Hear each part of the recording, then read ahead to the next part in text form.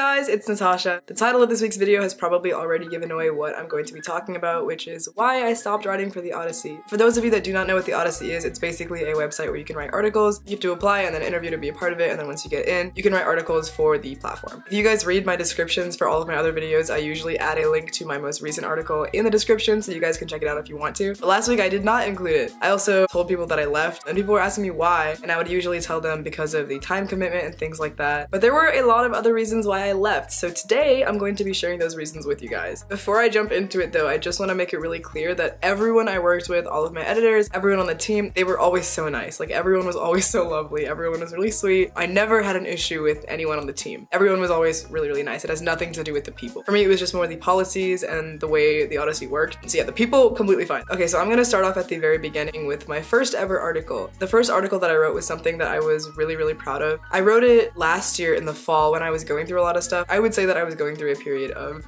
depression during that period of time. I was really, really sad all the time. So I remember in that article when I wrote it, I mentioned like once, it wasn't even in a full sentence, like it was literally like a phrase where I said that I had been through a breakup. Small, super small, like tiny. The article was mainly about like, okay, here's the terrible thing that happened, but here is how I moved on. Here's how I got better. Nothing to do with the breakup. Like, I just mentioned that that was one of the reasons why I was feeling down. When I wrote the title, I don't remember what my original title was, but I know that it did not include the word breakup because it ultimately like had nothing to do with the breakup itself. And I know that they are just doing their job. It's not their fault. Like, I understand that. But when I submitted my article for the first round of editing, my editor was giving me title suggestions for my article. And the ones that she gave me had breakup in the title. And I was like, you know, I don't really want to include breakup in the title. But then the other suggestions I got also had breakup in the title. And I was like, no, I don't want to put breakup in the title. Ultimately, I didn't. And that was like one thing in the very beginning that kind of like upset me a little bit, just because I was like, to me, it's really important to be genuine online, to be honest online. And I'm not a huge fan of like ultimate clickbait things that are like the title says one thing but then it's about something completely different. I don't like doing that kind of stuff. So yeah, that was the first thing that happened in the very beginning. It was my first ever article, so that's why I was kind of like, okay, you know what, it's okay, like it's my first article, maybe I don't understand, so that's why I continued writing after that. The second thing, okay, weekly submissions. I feel like making videos comes a little more naturally, but for articles we had to have a new one every week, and I feel like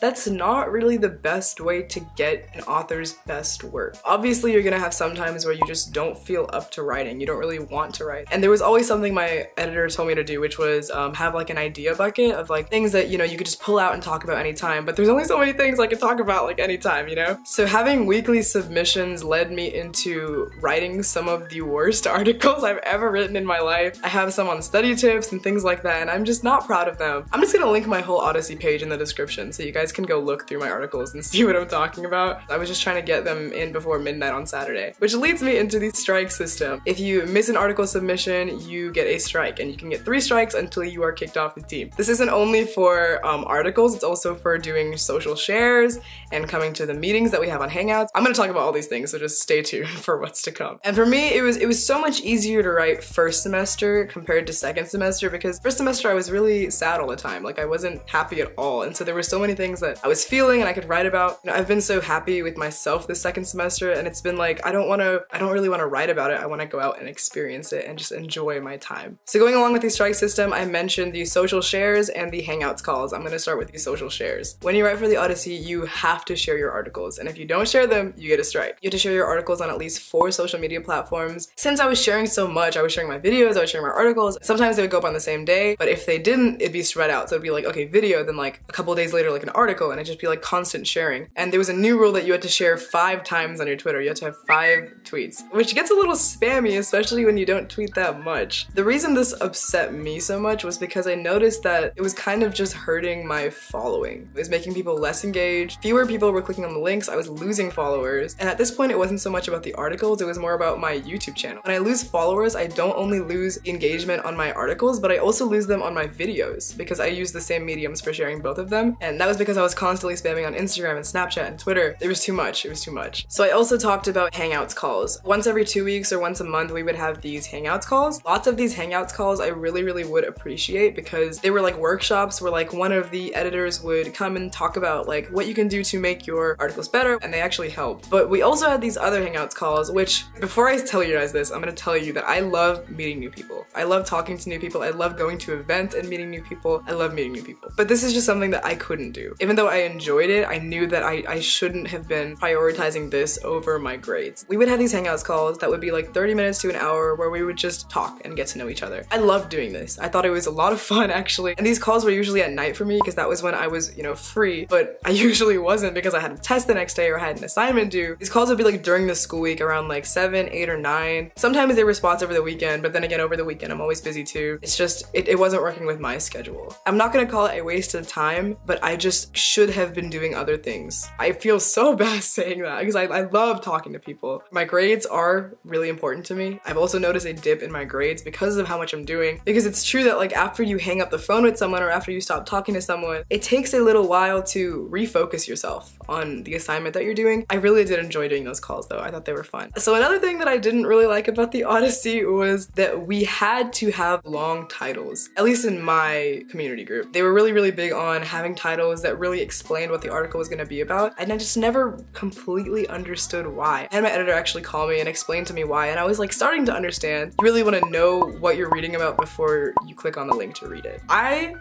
disagree with that. You know, maybe research does prove that longer titles do better, but I don't like long titles. And a lot of my friends ask me all the time, like, why is your title so long? And I'm like, we have to make them long. Even my brother, he's like, yeah, I read your article, but like, what is the title? Like, why is it so long? And I told him, I'm like, we were told to make the titles very descriptive. And I just always found it really unattractive. And the reason I always felt like longer titles did worse was because it's kind of a lazy thing in a way. I'm not calling everyone lazy. I'm just saying, you know, attention spans are pretty short. It's like if you're reading a long title, if you can't even get to the end of the title, why would you want to read the article, you know? If I see something short that I like, then I'm gonna click on that. But if I see something long, I'm like, okay, like I don't even have the endurance to read the long title. And I've always found shorter titles more appealing. I've never really loved long titles. I don't think bigger is better. If you can give a good description in a few words, then it'll be way more attractive to someone than a long title that gives the whole article away before you even click on it. And again, I know the editors are trying to make articles better and stuff like that, so it's nothing against them. I just personally never really saw why long titles were better than short titles. So I'm sorry. I feel like I'm being so mean in this video. I'm so sorry. This is how I feel. It scares me because I don't want like my old editors to get mad at me because I actually like them. Like I really like them as people. Okay, the next thing I want to talk about is the changes that were made. Sometimes there would be changes made to my articles, like in the wording or something, even in the title sometimes, that would change the meaning of what I was trying to say.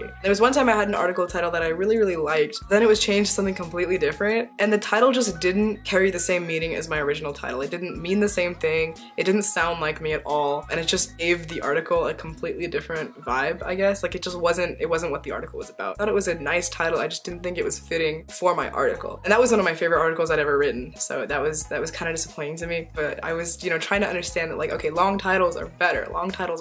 So I just didn't say anything about it. And sometimes the wording was changed so much that it didn't even sound like me anymore. It didn't sound like my writing. When you read something that someone else wrote, you should be like, okay, this is definitely something that person would say. Sometimes it was changed so much that it just didn't sound like me anymore. Okay, the next two things I have are just mistakes that had happened with my articles. And the first one is that one of my articles didn't go up on the right day, and I was really upset about it. It was my favorite article that I'd ever written. It didn't go up on the right day. It was for Valentine's Day. There was like a glitch or something, and my article ended up going up the day after Valentine's Day. I was so upset. So I planned it perfectly, and I even said it in one of my videos. I was like, yeah, it's going up on Valentine's Day, so check it out. And then it didn't go up on Valentine's Day. Humans are running this platform, so like, of course, you know, mistakes happen. I understand. I just was kind of upset about that. Then there was another thing that happened with one of my articles was where it wasn't even my editor's fault at all, but she had edited my article, fixed my typos, and like fixed my wording and added words that I might have like missed when I was typing, but none of the changes that she made saved. So when my article was published and I read through through it, they were missing words. And I texted her, I was like, hey, like, have some mistakes in here. And she was really mad because it wasn't even her fault. It was one of the higher positions at Odyssey that had actually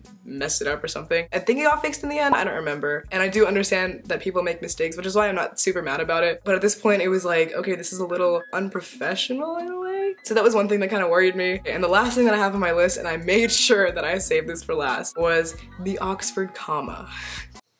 I love Oxford commas. I love them. I love Oxford commas. For those of you that do not know what an Oxford comma is, it is the comma that comes after and when you list something. So it's like if I said me, comma, you, comma, and him. So the comma that comes before the and. I think it was just the style of writing or something. It was actually like a rule that we had to follow. You were not allowed to use Oxford commas. So instead of saying me, comma, you, comma, and him, it'd be me, comma, you, and him. And that just, to me, completely changes the meaning. When I say me, comma, you, comma, and him, it's like us together. But when I say me, comma, you, and him, it's like me, and then you guys. And the meaning is different. So that's why that made me so mad. I was like, what? And on the SAT, by the way, for the writing section, you have to use Oxford commas. If you don't use the Oxford comma, your score is gonna be lower. Oxford commas are the proper way to write when you take standardized tests and you write essays for class. It's definitely one of the rules for Odyssey. It's not something that like my community came up with. Oxford commas. Anyway guys, that is my experience with the Odyssey and my reasons as to why I discontinued writing for the Odyssey. Obviously there were also wonderful things that I loved about the Odyssey, but these are just the reasons why I stopped writing for them. Again, I want to say that I loved all the people that I worked with. I loved my editors. This is not bashing on them at all. I really enjoyed working with them. But anyway guys, I'm gonna go, so if you like this week's video, be sure to give it a thumbs up. That helps out a lot. Subscribe because I upload videos every Saturday and you do not want to miss out. All of my social media stuff will be in the description below, as well as my second channel. Comment down below your favorite emoji, and if you're not on your phone, just type out what it is. I will see you next week with another video, so until then, bye!